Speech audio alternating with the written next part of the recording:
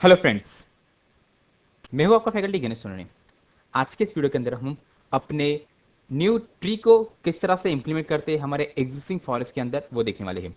Last time पे हमने discuss किया था कि हमारे एग्जिस्टिंग डोमेन के अंदर किस तरह से हम चाइल्ड डोमेन कंट्रोलर बना सकते हैं, जिसमें हमने नासिक लोकेशन पे अपना एक चाइल्ड डोमेन कंट्रोलर इंप्लीमेंट किया था। आज हम एक नया ट्री बनाने वाले हैं हमारे एग्जिस्टिंग फॉरेस्ट के अंदर, और यहाँ पे हम क्रिप्टन डॉट लोकल फॉरेस्ट की बात कर रहे हैं। देखिए, क्रिप्टन ये जो हमारी कंपनी का नाम है, जब हम अपने पहले डोमेन कंट्रोलर को इंप्लीमेंट करते हैं तो उसका डोमेन भी एक रहता है, उसका फॉरेस्ट भी एक रहता है, उसका ट्री भी एक रहता है। जैसे जैसे आपके डोमेन का इंफ्रास्ट्रक्चर बढ़ता जाएगा, मतलब आपने वेरियस लोकेशन पे अलग अलग साइट पे अलग अलग डोमेन कंट्रोलर बनाओगे, चाहे वो बैकअप डोमेन कंट्रोलर रहे, आरओडीसी रहे, या फिर चाइल्ड या सब चाइल्ड या सबके सब चाइल्ड, तो वो आपके एक ही ट्री के अंदर आते हैं। जबकि हमारा फॉरेस्ट जो है, फॉरेस्ट क्रिप्टन का ही है। अब इन फ्यूचर मान लो आपने किसी और कंट्री में, या यूं कहो किसी और प्रोजेक्ट में अपने आप को आजमाने के लिए सोचा है, मतलब आप नया बिजनेस स्टार्ट करना चाहते हो, और वो पर्टिकुलर बिजनेस आप अपने ही क्रिप्टन के नाम से चलाना चाहते हो, लेकिन उसका रिप्रेजेंटेशन नेम या फिर लोगों के लिए नाम कुछ अलग रहेगा। इसे समझाने के लिए हम कुछ इस तरह से देखेंगे। मान लो यूएस के तरफ हमने एक नई कंपनी ओपन की, जिसका नाम हमने रखा है नोवा डॉट गैलेक्सी। अब नोवा डॉट गैलेक्सी ये तो नया डोमेन बन गया, लेकिन यहां पे बनने वाला नया डोमेन या इसके बनने वाले नए चाइल्ड, ये सभी के सभी बिलोंग करेंगे आपके मेन क्रिप्टन के फॉरेस्ट को। मतलब कि आप अपने फॉरेस्ट में एक नया ट्री इंप्लीमेंट करोगे, जिसका पूरा का पूरा इंफ्रास्ट्रक्चर अलग से रहने वाला है, लेकिन वो एक ही फॉरेस्ट के अंदर आएगा। कुछ यूं कहे कि कंपनी के जो ओनर है, उन्होंने अलग अलग बिजनेसेस ओपन किए हैं, और वो अलग अलग बिजनेसेस अलग अलग नाम से चल रहे, लेकिन उन सभी बिजनेस का जो फंड आता है वो ओनर के पास ही जाएगा, जो कि एक ही बंदा है। तो यहाँ पे फॉरेस्ट एक तरह का आप ओनर कंसिडर कर सकते हो, और ये जो ट्रीज हम कह रहे हैं ना, ये अलग अलग कह सकते हैं उनके प्रोजेक्ट या अलग अलग उनके बिजनेसेस, जो डिफरेंट डिफरेंट नाम से मार्केट में अपना सिक्का जमा चुके हैं, लेकिन उनसे आने वाला रिवेन्यू वो एक ही बंदे को जा रहा है। सो आई थिंक आपको यहां तक क्लियर आ चुका होगा। अब चले हम अपने पॉइंट की तरफ आते हैं। तो देखिए, मुंबई पे हमारा जो नेटवर्क चल रहा है, जहां पे हमारा प्राइमरी डोमेन कंट्रोलर हमने क्रिएट किया था, जो कि आपका फर्स्ट ट्री, फर्स्ट फॉरेट और फर्स्ट डोमेन कंट्रोलर था, वो था MUM SRV01DC। इसके अंदर हमने बैकअप भी बना के रखा था और इसका चाइल्ड भी हमने बनाया। ओके, तो ये थी आपकी मुंबई लोकेशन की साइट। अब आपने क्या किया, यूएस में अपनी एक ब्रांच ओपन की है। तो यूएस पे जो चलने वाला नेटवर्क है वो 172.41.1.0/24 का, जिसमें भी आपको एक नया डोमेन कंट्रोल बनाना है, जिसका नाम रहने वाला है USA SRV01-DC, और जिसका आईपी रहने वाला है 172.41.1.101 according to your network ID. अब यहां पे हम जो डोमेन बनाने वाले हैं, उसका नाम रहने वाला है नोवा डॉट गैलेक्सी। ऑफकोर्स ये पूरी तरह से सेपरेट ट्री बनने वाली है, लेकिन ये बिलोंग करेंगे आपके क्रिप्टन के फॉरेस्ट को ही। बिहाइंड द सीन नोवा, या क्योंकि यूएस के पास अपना खुद का एक राउटर रहेगा जो इंटरनेट के साथ कनेक्टेड है, और सेम वे मुंबई के पास भी अपना एक खुद का राउटर है जो भी इंटरनेट के साथ कनेक्टेड है। मतलब कि राउटर टू राउटर कम्युनिकेशन हो रहा है, मतलब यहाँ पे राउटिंग चल रही है, और राउटिंग करने का काम as you know network engineers का रहता है। तो नेटवर्क इंजीनियर्स ने आपका काम अच्छे से कर दिया है। अब आपको सिर्फ क्या करना है, आपके उस पर्टिकुलर सर्वर के थ्रू, जिसे आप डोमेन कंट्रोलर बनाने वाले हो, उसके थ्रू आपको आपके पेरेंट डोमेन कंट्रोलर, मतलब यहाँ पे MUM SRV01, जिसका आईपी है 192.169.1.101, इसको पिंग करके देखना है। क्यों? क्योंकि आपको यहाँ पे डेटाबेस रिप्लिकेट कराना है आपके पेरेंट्स से, तो उसके लिए आपको नेटवर्क कनेक्टिविटी होना जरूरी है। ओके, तो लेट्स चेक। मैं इसके लिए अपने सर्वर पे आ रहा हूँ। बाय द वे, अब आपने देखा होगा कि जब भी हम डोमेन कंट्रोल इंप्लीमेंट करते हैं तो हमें सबसे पहले ऐड रिमूव फीचर्स में जाना पड़ता है, और वहां पे एडीडीएस का रोल सिलेक्ट करना पड़ता है। तो मैंने यहाँ पे ऑलरेडी एडीडीएस का रोल ऐड करके दिया है, अब सिर्फ उसे प्रमोशन करना बाकी है। बहरहाल इसे हम साइड में रखेंगे। अब एज यू नो ये मेरा सर्वर है USA-SRV-01DC जो कि फिलहाल वर्क ग्रुप में है। इसे हम अपना डोमेन कंट्रोलर बनाने वाले हैं nova.galaxy के नाम से। और इसके ऊपर जो असाइन आईपी है, चलो वो भी हम चेक कर लेते हैं। तो हम नेटवर्क एडेप्टर पे गए। नेटवर्क एडेप्टर पे आने के बाद मुझे इसके राइट क्लिक प्रॉपर्टी में जाना है और चेक करना है कि यहाँ पे हमने क्या आईपी असाइन किया है। सो यहाँ पे जो असाइन आईपी है वो है 172.1.1.101 और यहाँ पे 1.1 का हमारा गेटवे, जबकि सबनेट मास्क है 255.0। ये सब हमारे नेटवर्क के सिनारियो से ही चल रहा है।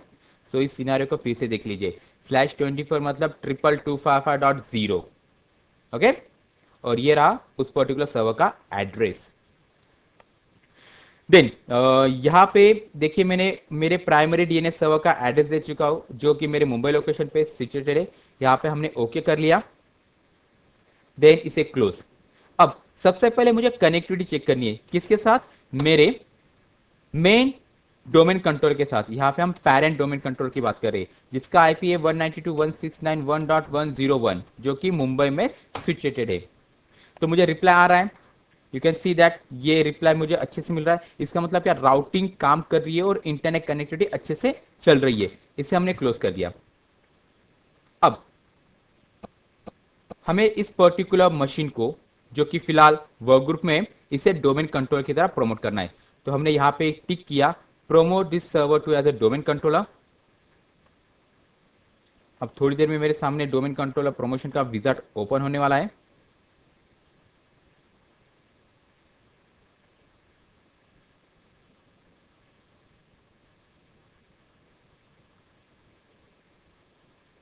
और ये रहा नीचे की तरफ।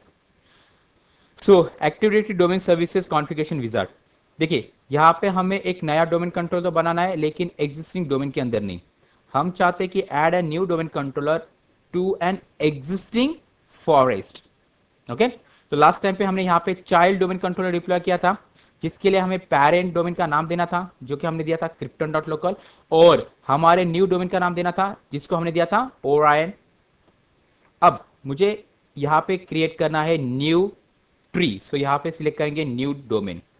अब इस डोमेन के अंदर चलने वाला फॉरेस्ट कौन सा है? ऑफ कोर्स ये फॉरेस्ट जो है हमारा क्रिप्टन का है, krypton.local। तो हमारा फॉरेस्ट नेम तो यही रहने वाला है, जबकि इस लोकेशन पे बनने वाला नया ट्री उसका नाम रहेगा nova.galaxy। अब देखिए ये नाम आप कुछ भी ले सकते हो, ये आपके कंपनी के नाम हो सकते हैं या फिर आपके प्रोजेक्ट के नाम हो सकते हैं। फिलहाल मुझे ये नाम अच्छे लगते हैं इसलिए मैंने इसे चूज किया है। ओके, सो ये नाम क्या होना चाहिए, it depends on you. Okay, या कि उसे कंपनी के ऊपर डिपेंड है वो क्या नाम से उस पर्टिकुलर ट्री को बनाना चाहते हैं। बहरहाल krypton.local ये मेरा फॉरेस्ट का नाम और ये nova.galaxy में इसे बनाना चाहता हूँ एज ए न्यू ट्री। तो ये रहेगा उस न्यू ट्री का नाम। अब यहाँ पे आपको डेलीगेशंस प्रोवाइड करने हैं, तो चेंज पे हमने क्लिक किया। तो यहाँ पे आप डेलीगेशन किसके लोगे? यहाँ पे आप इंटरप्राइज एडमिन के डेलीगेशंस लेने वाले हो। इंटरप्राइज एडमिनिस्ट्रेटर वो एडमिनिस्ट्रेटर होता है जो अलग अलग ट्री में जाके लॉग इन कर सके। ओके, सो यहाँ पे एडमिनिस्ट्रेटर उसका मैंने यहाँ पे पासवर्ड भी देना है। वेट अ मिनट, @krypton.local और पासवर्ड। अब चलो एडमिनिस्ट्रेटर की बात आ ही चुकी है, थोड़ा डिस्कस कर लेते हैं कि एडमिनिस्ट्रेशन कौन से हो सकते हैं। देखो सबसे पहले एडमिनिस्ट्रेटर होता है आपका लोकल कंप्यूटर का एडमिनिस्ट्रेटर जिसे हम लोकल एडमिन कहते हैं, जो एक सिंगल मशीन को मैनेज करता है। सेकंड एडमिन होता है आपके डोमेन एडमिन। डोमेन एडमिन का काम क्या रहता है, जहां पे भी आपने डोमेन कंट्रोलर बनाया है बस वो उसी डोमेन को मैनेज कर सके। जैसे कि मुंबई पे भी हमारा एक डोमेन है तो वहां पे भी एक डोमेन एडमिनिस्ट्रेटर होगा, नासिक पे भी हमारा एक डोमेन है तो वहां पे भी एक डोमेन एडमिनिस्ट्रेटर होगा जिसकी रिस्ट्रिक्शन या जिसकी लिमिटेशन उस डोमेन तक ही है। द नेक्स्ट आता है आपका इंटरप्राइज एडमिन। अब इंटरप्राइज एडमिन ये होता है जो अलग अलग डोमेन के अंदर अलग अलग ट्रीज के अंदर जाके अपना काम कर सके। क्लियर? अब इसे समझाने के लिए एक एग्जांपल लीजिए। मान लो कॉलेजेस के अंदर नॉर्मली एचओडीज रहते हैं। अब एचओडीज का काम क्या रहता है कि जितने भी प्रोफेसर है उस डिपार्टमेंट के उनको कंट्रोल करे। क्लियर? जबकि जो टीचर्स रहते वो टीचर्स क्या करते, एक पर्टिकुलर बैच को हैंडल करते। तो जो टीचर हैंडल कर रहे हैं ना एक बैच को, वो कहा जाएगा एज एन आपका लोकल एडमिनिस्ट्रेटर, जो एक बैच, और वो बैच आपका कंप्यूटर कंसीडर कीजिए। सेकंड, जो एचओडी है ना, वो एचओडी डील करता है आपके डोमेन के साथ। मतलब क्या, मान लो अगर आपका फिजिक्स का डिपार्टमेंट है तो फिजिक्स का एक अलग से एचओडी रहेगा। उसका काम क्या रहेगा, जितने भी फिजिक्स के टीचर्स है, स्टाफ है, उनको कंट्रोल करना। ओके, तो वो एज एन एक्ट कर रहा है आपका डोमेन एडमिनिस्ट्रेटर। अब कॉलेज के अंदर सिर्फ एक एचओडी नहीं रहता, काफी सारे एचओडीज रहते हैं जो कि अलग अलग सब्जेक्ट के लिए डिफाइन किए गए हैं। लेकिन वो सभी के सभी एचओडीज आपके एक बंदे को या एक मेन पर्सन को रिपोर्ट करते हैं, और वो होगा आपका कॉलेज का प्रिंसिपल। तो कॉलेज का प्रिंसिपल एज ए काम कर रहा है आपका इंटरप्राइज एडमिनिस्ट्रेटर, एचओडी काम कर रहे हैं आपके डोमेन एडमिनिस्ट्रेटर, और उस एचओडी के अंदर आने वाले प्रोफेसर्स काम कर रहे हैं आपके लोकल एडमिनिस्ट्रेटर। क्लियर? और ऑफ कोर्स जैसे जैसे ये सिनारियो चेंज हो जाएगा वैसे वैसे उनके राइट्स अलग अलग हो जाएंगे। मतलब एडमिनिस्ट्रेटर जो है उसके पास कुछ राइट्स है, उससे ज्यादा राइट्स आपके डोमेन एडमिन के पास रहेंगे, और उससे भी ज्यादा राइट्स आपके इंटरप्राइज एडमिन के पास होने वाले हैं। In another term, principal can do anything regarding his college. HODs कर सकते हैं उसके डिपार्टमेंट वाइज, जबकि प्रोफेसर का काम क्या रहता है, उनके लैब के लिए उनके स्टूडेंट को हैंडल करना। आई थिंक ये एग्जांपल आपको समझ में आ गया होगा। अब ज्यादा वक्त ना गुजरते हुए हम यहाँ पे ओके पे क्लिक करेंगे। क्रेडेंशियल्स आ चुके, then click to the next. अब फिलहाल यहाँ पे ये ऊपर की तरफ स्ट्रिप नजर आ रही है।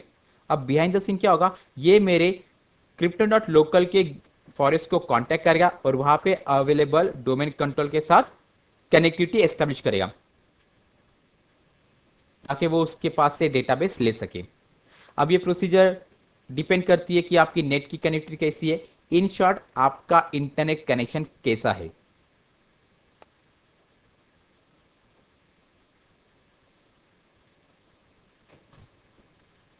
तो नेक्स्ट स्क्रीन आ चुकी है। यहाँ पे मुझे डोमेन फंक्शन लेवल सर्वर 2012 ही रखना है क्योंकि मेरे सभी सर्वर्स 12 पे काम कर रहे हैं और वो भी R2 है। देन यहाँ पे मुझे उसे डोमेन कंट्रोल बनाना है। अगर आपको ग्लोबल कैटलॉग बनाना है, मतलब माफ कीजिए डीएनएस बनाना है, तो आप यहाँ पे टिक रख सकते हो, अलग से डीएनएस बन जाएगा। अगर इसके पास अपना खुद का ग्लोबल कैटलॉग रहे तो यहाँ पे भी आप उसे टिक रख सकते हो, नहीं चाहिए तो आप इसे अनटिक करके छोड़ सकते हो। तो ये अब डीएनएस की तरह काम नहीं करेगा। ओके, बट हमारे केस में इसे चाहिए। देन सेकंड, आपको इसको कौन से साइट के लिए बनाना है। अब देखिए साइट्स और साइट्स नेम होते क्या है, नेटवर्क्स होता है क्या, हम बाद में डिस्कस करने वाले। फिलहाल के लिए यहाँ पे जो डिफॉल्ट ऑप्शन है ना, मैं वही रखने वाला हूँ। देन यहाँ पे आपको रखना है डिजास्टर रिकवरी मोड पासवर्ड। मतलब कि अगर इस डोमेन कंट्रोलर के साथ कुछ इश्यू होता है तो उसे हम ऑफलाइन लॉगिन कर सके ताकि उसे रिकवर किया जाए। तो उसके लिए आपको एक पासवर्ड असाइन करना पड़ता है, और ये पासवर्ड आप कुछ भी रख सकते हो। फिलहाल मेरे केस में जो मेरा पासवर्ड था मैंने यहाँ पे एंटर कर दिया है। हाँ, डोमेन एडमिनिस्ट्रेटर लॉगिन पासवर्ड और डिजास्टर रिकवरी पासवर्ड दोनों अलग होने चाहिए। Okay, then click to the next. अब यहाँ पे आपको डेलीगेशन का ऑप्शन आ चुका है क्योंकि लास्ट पॉइंट पे हमने डीएनएस रखा था। तो फिलहाल मुझे यहाँ पे इस ऑप्शन को इग्नोर करना है। देन अब ये चेक करेगा नेट बायोस नेम। इस नेट बायोस के नेम के अंदर वो चेक ये करने वाला है कि हमने जो डोमेन का नाम दिया है नोवा, उस नाम का कोई डोमेन हमारे एंटायर फॉरेस्ट में एग्जिस्ट है या नहीं। अगर होगा तो आपको इस नाम के आगे 1 या 2 इस तरह के कुछ नंबर्स आ जाएंगे, जबकि इस केस में फ्लैट नेम नोवा आ चुका है। इसका मतलब क्या, हमारे पूरे फॉरेस्ट में किसी भी तरह का नोवा नाम का डोमेन नहीं है। ओके, तो ये फर्स्ट ही है। Click to the next. ऊपर की तरफ ये आप स्टिप देख सकते हो कि ये पर्टिकुलर थिंग प्रोसेस में है। नेक्स्ट, एज यू नो, जब आप डोमेन कंट्रोलर डिप्लॉय करते हो तो आपको डेटाबेस रखना पड़ता है, उसकी लॉग फाइल रखनी पड़ती है। तो डेटाबेस और log file by default ntds.dit के अंदर आता है, जबकि सिस फॉल्ट में क्या रहने वाले हैं, yes, gpus group policy objects. So set as a default, click to the next. अब यहाँ पे वो कमांड लेट आपको बताएगा कि किस तरह की कमांड आप रन कर सकते हो through PowerShell to make your new tree. फिलहाल इस पर्टिकुलर स्क्रिप्ट को मैं सेव करना चाहता हूँ फॉर फर्दर यूज। तो यहाँ पे उसे मैं डेस्कटॉप पे रखूंगा और नाम दूंगा new tree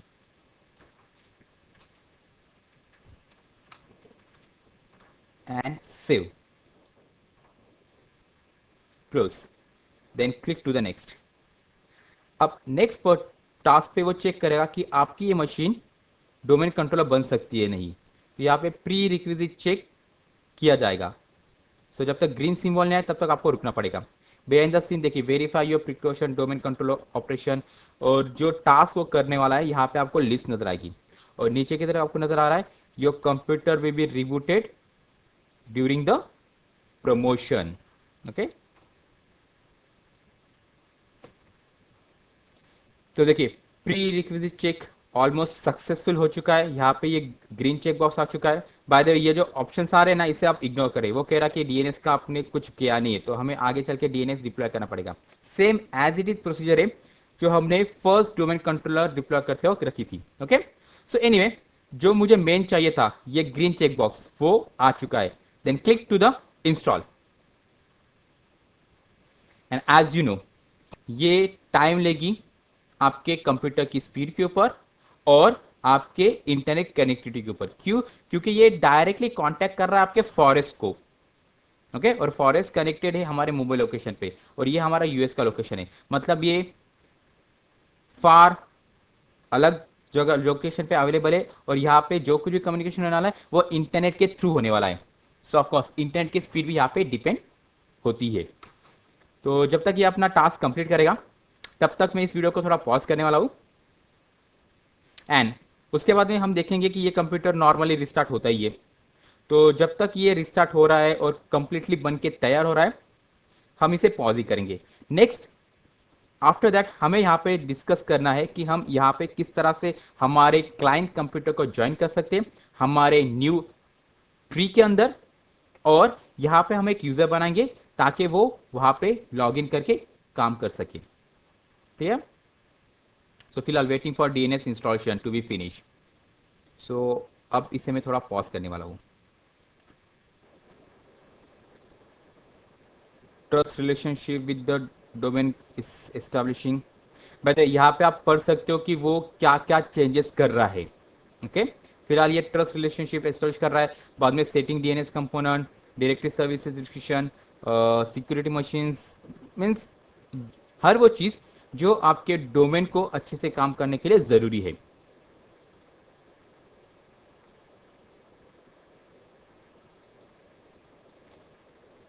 you are about to sign out. अब थोड़ी देर में मेरी मशीन रिस्टार्ट होने वाली है तो इसे हम होने देंगे।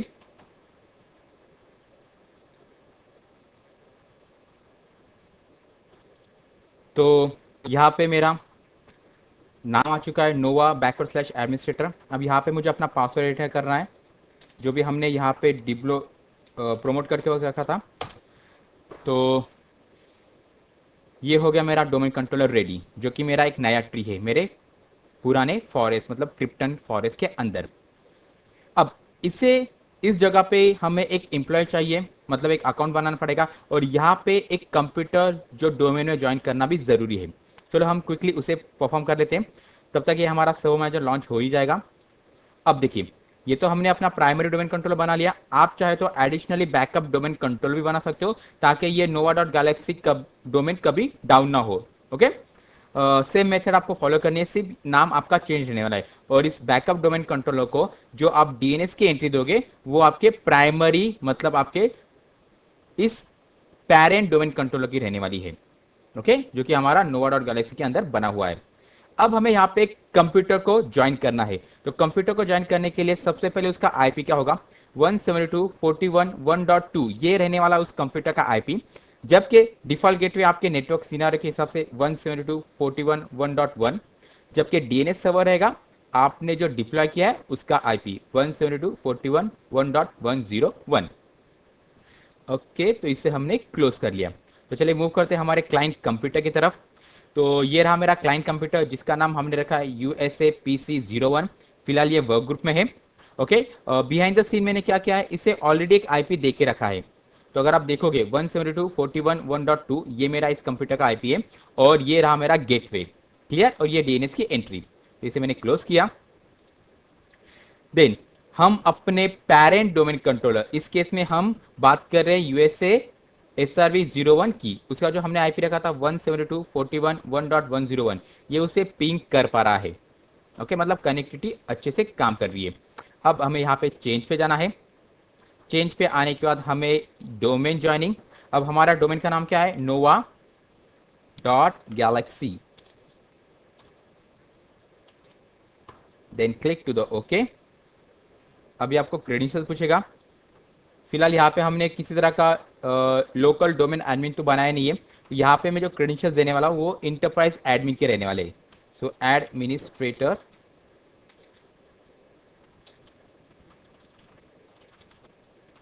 और यहाँ पे क्रिप्टन डॉट लोकल। एडिशनली आप चाहे तो यहाँ पे लोकल डोमेन एडमिनिस्ट्रेटर बना सकते हो। ओके,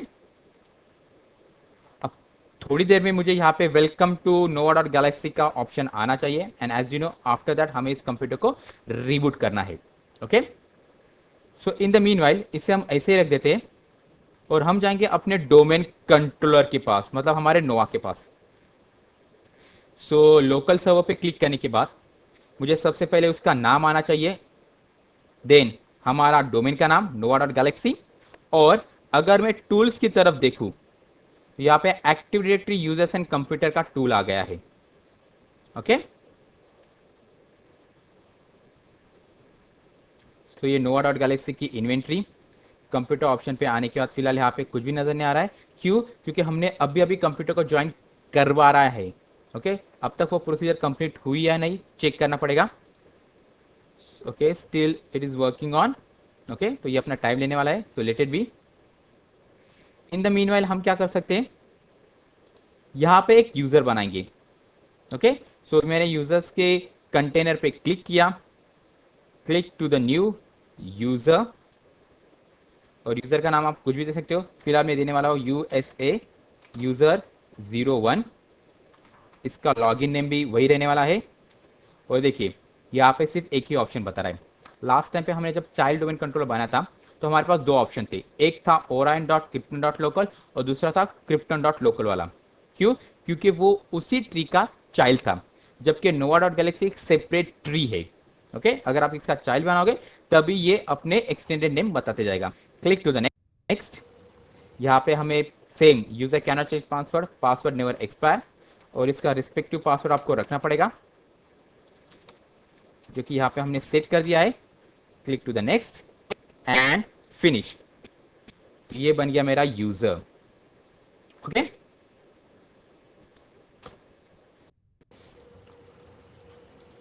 और मेरे कंप्यूटर साइट पे welcome to Nova dot Galaxy आ चुका है। इसे हम ओके करेंगे। Now my computer will be rebooted.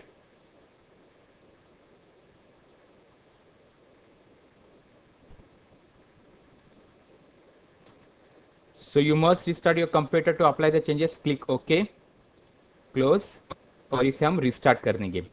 तो जब तक ये क्लाइंट कंप्यूटर रिस्टार्ट हो रहा है हम अपने डोमेन कंट्रोलर पे फिर से आ जाएंगे। तो डोमेन कंट्रोल पे आने के बाद अगर मैं यहाँ पे कंप्यूटर कंटेनर पे क्लिक करता हूँ तो देखिए ये मेरा क्लाइंट कंप्यूटर नेटवर्क में ज्वाइन हो चुका है। अगर इसकी हम प्रॉपर्टी देखें तो मुझे पता चल रहा है कि उसके ऊपर जो ऑपरेटिंग सिस्टम है वो है विंडोज 8.1 इंटरप्राइज एडिशन। तो इन दिस वे हमने आज देखा कि हम अपने एग्जिस्टिंग फॉरेस्ट के अंदर नया ट्री कैसे बना सकते हैं। ओके, तो आज के लिए इतना ही। मैं हूँ आपका फैकल्टी गणेश सोनोने। आने वाले वीडियोस के लिए हम जरूर मिलेंगे हमारे यूट्यूब चैनल के ऊपर। Still then, bye.